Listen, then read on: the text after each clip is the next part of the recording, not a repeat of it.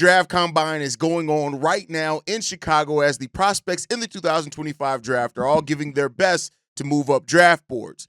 On today's episode, though, we're going to look at the best wing options for the Chicago Bulls in the upcoming 25 draft and what the mock drafts are currently telling us or saying about the Chicago Bulls. We're going to get to all that and more right after this.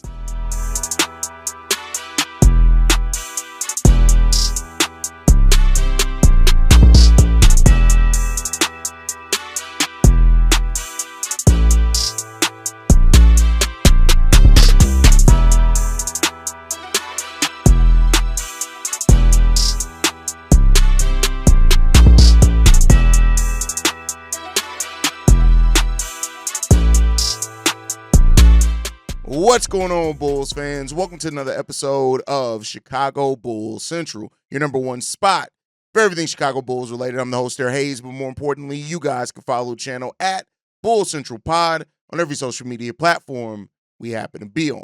With that said, let's go and get into this content for today, y'all. And we're covering the wings today, right? These are combo small forwards, some shooting guards as well that can play small forward in this draft that we're going to look at. That can play out on that wing, especially in Billy Donovan's system. You just never know. If anybody's not mentioned on this list right now, since we're covering forwards, that's why I kind of changed the name to wings.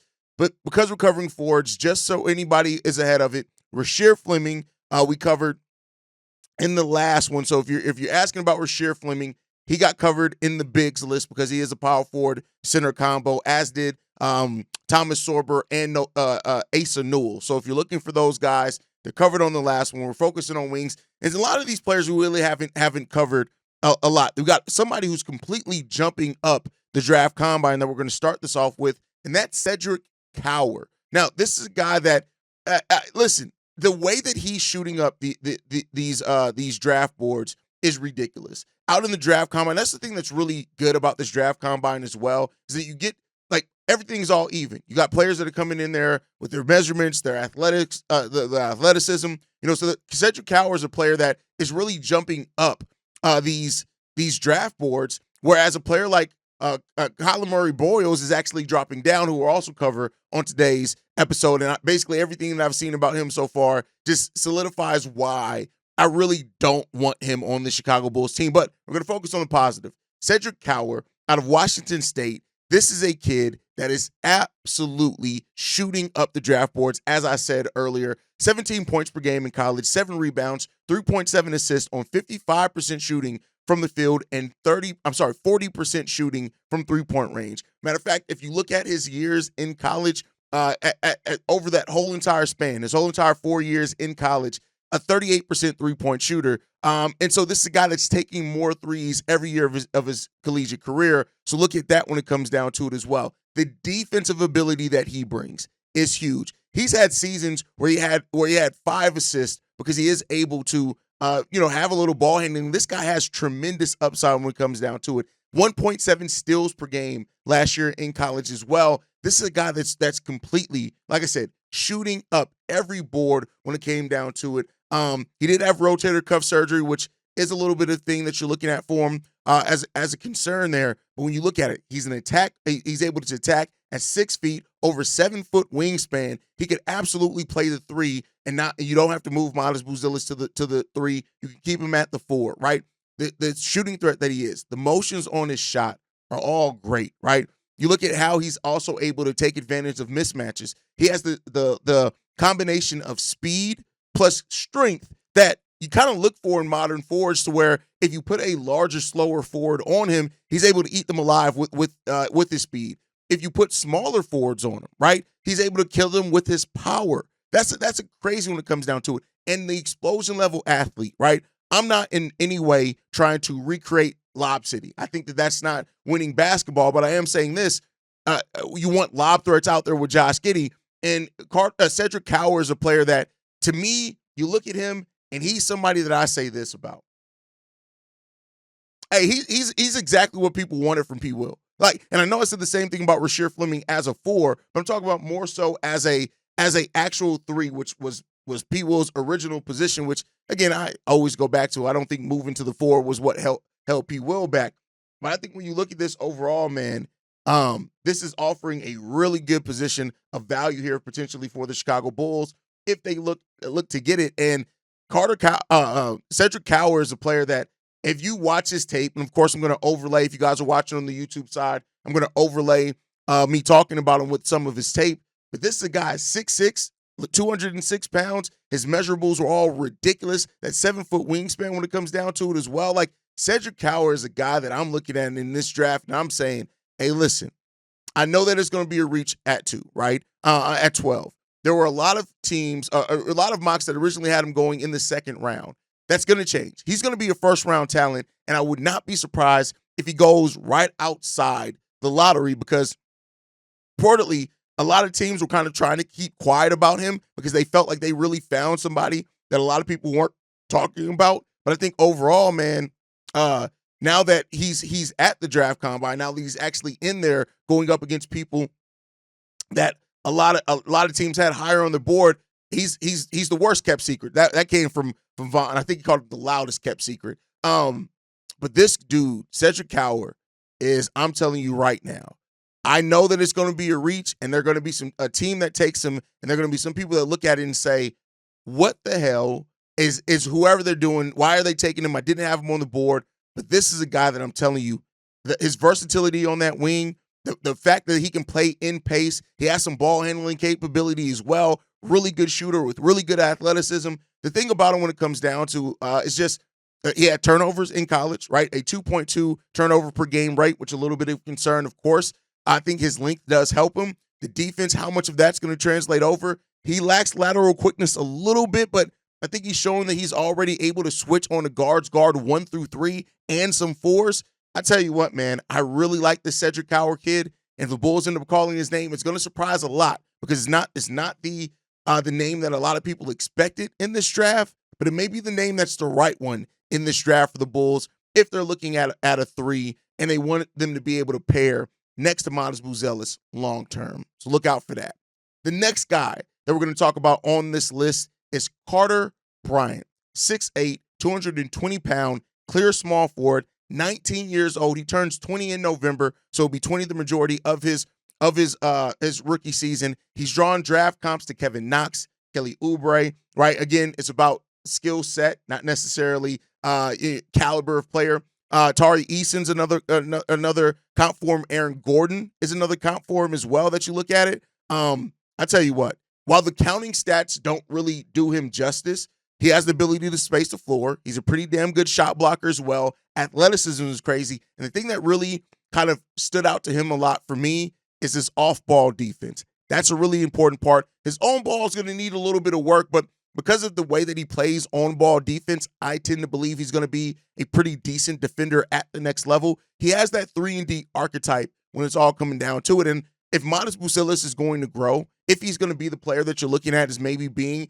a larger part of your scoring option going forward, having a solid 3-and-D wing, that's what you want, right? Especially having Kevin Huerter here. He's not able to, I don't think any of these rookies are going to play right away under Billy Donovan, but he's a guy that's there that definitely can be that permanent kind of 3-and-D option. Now, the question about it is, how far do you see his upside, right? That's the thing of it. But I think because he is so raw that a lot of teams are going to sell him on having tremendous upside. And I think realistically, his ceiling's probably going to be a notch lower than what most people are going to sell you his ceiling is, just because, of course, being young, not having a lot of opportunity like Collin Bryant did, there are naturally going to be people that have him higher up and like, well, but he can turn into XYZ player. And, sometimes the truth is between that, right? So I'm going to personally, just to temper expectations, going to look at it as a ceiling lower than what most people are going to present it as, but that doesn't mean that he has a low ceiling, if that makes any sense, right? Played at Arizona in college. I listen, when you look at this guy, the way that I'm going into this draft is, can you find somebody that has upside, that can develop into you, but that can fit with Modest, fit with Kobe, fit with Josh Giddey. This guy has that. Only 19 minutes per game in college. And while like I said, a lot of people are going to look at that and say, well, if you give him more minutes, he's going to be XYZ player. And we'll see, right? So, like I said, the counting stats aren't really the thing that's going to be the best for him. If you look at those counting stats, it's going to probably bring more doubt and more questions than solidify things for you. But what he's done in the combine so far with shooting, had one of the best shooting numbers in the combine as well. The defensive playmaking of this kid, though, the 3-and-D capability, what he is on defense is what I really like about him. That's what I'm looking at him as far as what he can grow into in the NBA level. That defense, guarding threes, guarding fours, switching onto some twos. This is a kid that's going to be able to do that. Now, so there's some questions with his defense. Foul rate is extremely high. So you got to look at that, right? And there's going to be some concern, but I think that's going to be something that a lot of these players have to learn at over time. But, some don't, right? You look at Jaren Jackson Jr. I thought that by now his foul rate would be down. So there's some doubt to that, right? But switchable forwards are the thing that the NBA is going to. Almost every team has one, if not a couple of those guys. And I think at minimum, Carter Bryant ends up being a solid bench piece for you. And I know that's going to cause some concern with Bulls fans to hear that, and it should, because, hell, we drafted somebody 4th overall that turned into an okay bench piece. But I think Carter Bryant, the shot mechanics are there. There's all indications that he's going to be a really good three-point shooter. Shooting almost 40% from three in the Big 12 is nothing to shake your head at. He just is one of those players that just didn't get a lot of opportunities. But I do think that he's a guy that, if the Bulls do call his name in the draft, I'm not mad at it at all when it comes down to it. The next player we're going to cover, Kon Knueppel. This is an interesting player because I he's going to probably go higher than the Bulls are going to be able to take him. I think that's an obvious thing. Kon, 6'7", 215-pound, shooting guard, small forward combo. The way I'm looking at him is that he would be, if you want to simulate what you have with Kevin Huerter, Kon can come in there and do that, right? I think also that Kon can be better. I think that his playmaking's better than whoa, why am I throwing a complete blank on who the hell I'm talking about? The redheaded guy on the Bulls. Why am I throwing a blank on our small forward's name? Nonetheless, listen, don't get old, people, and don't record podcasts before you have your coffee, because apparently that leads to complete memory wipe and loss, and then you're stuck looking like I am and not realizing who you're trying to talk about in Kevin Huerter, right? The thing that he has is over Kevin Huerter, at least on paper, right? That he could develop is he's more of a playmaker than Kevin Huerter. Now, Kevin Huerter is a solid passer, but he's more of a playmaker. I do think that Kon also has more of a mid-range game in the sense that he has floaters, he can shoot in the mid-range, he can do all those type of things. But what he brings potentially spacing, a 40% three-point shooter, taking almost 6 3-pointers per game, that's solid. He's a solid rebounder at 4 as well, considering he played mainly shooting guard and some small forward there. And he's a guy that has a really, really high floor. That's how I look at Kon. But I think Kon's going to go well before the Bulls get a chance to draft. I think he's going to be off the board beforehand. He feels like a Utah Jazz or Spurs pick, maybe, right? But in all of that, but I think Kon, at the end of the day, he's going to end up being a wing. His amazing feel for the game. He's drawn comps like Gordon Hayward, Luke Kennard, those type of players. And I think that how good his defense is really going to determine if he's a starter at the NBA level, a situational starter, meaning that he can start depending on how solid you are in other areas of your team defensively. But I think Kon's overall 6'7", really good mechanics. He's going to be a really good shooter. His ability to come off ball, shoot off screens. He has all that type of package that you look at it when it comes down to it. He's not the most athletic player, but I think, like I said, he has a very high floor, and he is not one of those players that's afraid to get physical by any stretch of the imagination. So I think when it all comes down to it is that how well he is on the defensive side of the ball is going to determine whether he sinks or swims at the NBA level. I think that's just what it's going to come down to. But the offensive game, he has just about everything you look at for offensively. Again, not saying he's going to turn into a star or anything, but I do think Kon can be one of those players that, like Kevin Huerter was for us, that he can be one of the reasons why your system works well, right? If that makes sense in that starting lineup, depending on how you have everything else shaked up. I like Kon. I think we have bigger needs than what Kon brings right now. But if the Bulls were to draft him, I could see it being because of his high floor and what he can end up bringing to the team. All right, let's move into the next one. And this is a guy that I'm telling you right now, I know that it's going to be against conventional wisdom, but that is Collin Murray-Boyles. And what I'm here to tell you guys is I do not want the Bulls drafting him. When you look at Collin Murray-Boyles, to me, all I see from him is a player that has the game of a modern 5, right? But he's in a shooting guard and wing body. He's going to be a stretch mark 4 or 5 for you, which, okay, he does not have NBA athleticism. The draft combine numbers for him, if you go and look at his draft combine video when he's taking these wide open three-pointers and middies, you just see a player that's like, yeah, gang. I don't know if this is for you right now. And I know that this is against what a lot of people are looking at as conventional wisdom when it comes down to it. But I'm sorry, I got to be real when it comes down to it. This, like, I don't see it working out for Collin Murray-Boyles. I just don't. Like, if it does work out for him, it is going to be because of his ability to because he does have a dog mentality. He is a hard worker, but he's a guy that's gonna, like, his feel for the game is great. His off-ball defense is solid. His on-ball defense at the NBA level, because of his physical limitations, I got mad questions for. He was listed as 6'7", but he's 6'6". Here's the thing. He's THT, but THT, younger, more athletic, and still bad defensively. It is what it is. Like, there are players that, and the highlights are going to look good for him. He's one of those guys that the combination of the things that he have works really good for him in college. When you come over to the NBA, where that bully ball, because you have smaller players guarding, you're going to have bigger players that are just as strong and faster than you. You're not going to have the same combination mismatches of those things that you had in college. Look, I don't think he's going to be effective in the post. He's not going to be a solid shooter. His on-ball creation is not really good. The most that you really look at him for is his defense. The defense is legit, but you still have questions on, is that going to work for you at the NBA level like it worked for college from you? And that's what it comes down to. It has a very limited offensive repertoire. It's just, I'm sorry. When you look at the fact that he had to have such a high usage rate to be effective, he's not going to get that usage rate in the NBA because he's not that caliber of player. He's not a self-creator. He doesn't create for others. He doesn't have the flawless game. He's not going to have these things, these advantages that he had in college. Like, you remember what I said about THT? One of the reasons that THT's numbers are good when they are good is because he's able to operate as a high usage player, almost having the usage rate of a superstar just to get you 10 points. So while Collin maybe can stick around the NBA, make no mistake about it, I just don't see him being a player that you drafted number 12, and then when it's all said and done, you look at it like, oh yeah, we feel good. He has bust potential written all over him if you take him too high.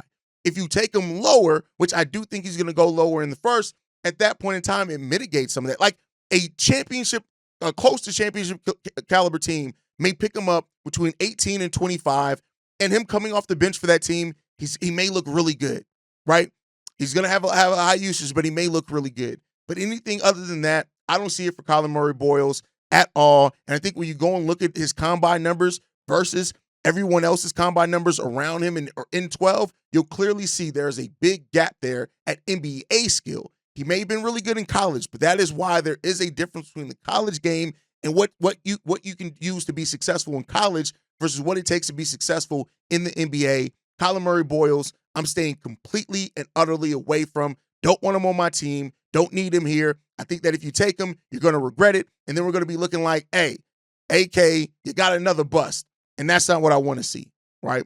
The next guy that we talk about, this is going to really come down to how much you want to judge off potential. And I will say this. I can see AK going this guy just because of his youth at 18 years old, 6'9", 194 pounds.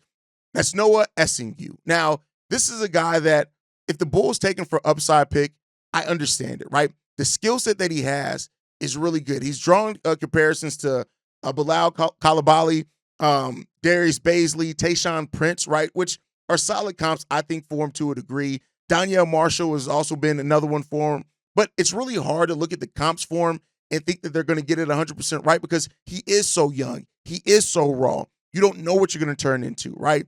And I think he's the type of guy that has the chance that he may be initially people are like, you may have reached on him, but in 2-3 years, look back and say, no, you got right you got exactly what you needed out of him, right?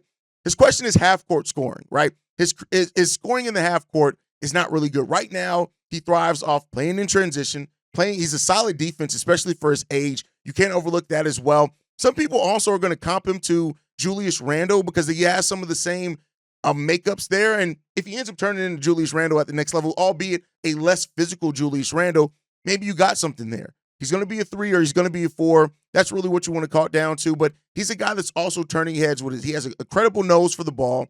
What he can do defensively and in open court creation is really, really good when it comes down to it as well. The athleticism is the thing that you're going to really hear a lot about when it comes down to.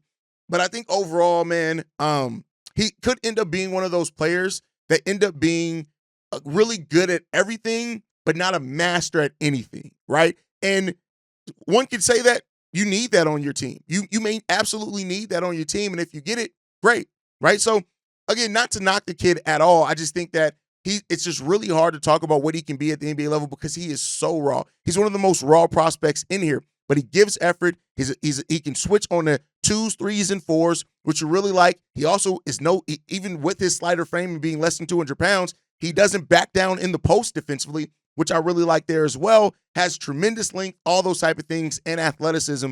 So if you get him, it's definitely an upside pick. The last guy that I'm going to cover on today is Nick Clifford. Now, I struggled at where I wanted to put him, right? Some people have him listed as just a small forward. Of course, some people as well have him listed as a shooting guard at the next level, and it can really go either way for him, right? Now, I almost waited and just put him on the sleepers list where I'm going to cover kind of a lot of people who not too many people are talking about that can go in really any type of any that can play multiple positions. The positional versatility is definitely a thing that you're looking at for him. What he does off ball, what he does as a pull up, we don't have that right now. Kobe White is not an off ball. Like, he doesn't have really good movements off ball consistently. He's not coming off screens and doing catch and shoots really good. Nick Crawford has the ability to be that at the 3 position in the NBA, and I really like that thing. I like the combo ability that he has, right? The fact that he was a transfer as well. He was a 5th-year senior. So I think that overall, like, he's one of the older players in this draft, which is probably going to push him to be somebody that you don't draft at number 12 of being 23 years old already, right? And you like to see a player that was in the league in college that long, kind of have that more refinable skill. But his pick and roll in both offense and defense, his understanding in that is really good. Creating his own shot in isolation, he grew really well in his 5th year as a senior as well. And he has some post scoring. This guy is a multi-level scorer. He's just not doing anything too great in any of those areas. But I think that he has a high ceiling as a scorer, right? He has a high defensive ceiling as well. It just comes down to how much more can he work on and how much of a finished product is he already, being that he's almost 24 years old. And people are already talking about Rasheer Fleming maybe too old in this draft, which I don't agree with that either. But Nick Crawford is definitely somebody that could get that, and you may have to look at that when it comes down to it. But at the end of the day, he has really good positional versatility, and he has some upside still. So he's a guy that is deserving of being on this list. But before we go, I did say I want to look at the mock drafts and who they have the Bulls drafting. I don't agree with almost any of these. So ESPN has the Bulls drafting Egor Demin out of BYU, the shooting guard, point guard combo. Here's the thing. The Bulls don't need any more guards. We barely need wings. We don't need any more guards. People who have Egor, the fact that ESPN, right, like, no. Now, if they're letting Josh Giddey walk, maybe that changes, but no, still, no. All right. Next up, The Athletic has the Bulls drafting Carter Bryant. We just talked about him. Again, not the counting stats that really stand out to him, but the upside. I do think he fits the physical profile that typically AKs like to draft it as well. His agility is great. Defensive versatility is great. There you go. Bleacher Report has the Bulls drafting Asa Newell, a guy I covered on yesterday's episode. Really love his upside. I think he has tremendous upside, whether it's 4 or 5 in the league. He's a guy that I've liked. Come down. Thomas Sorber has passed him up, but a guy that I like.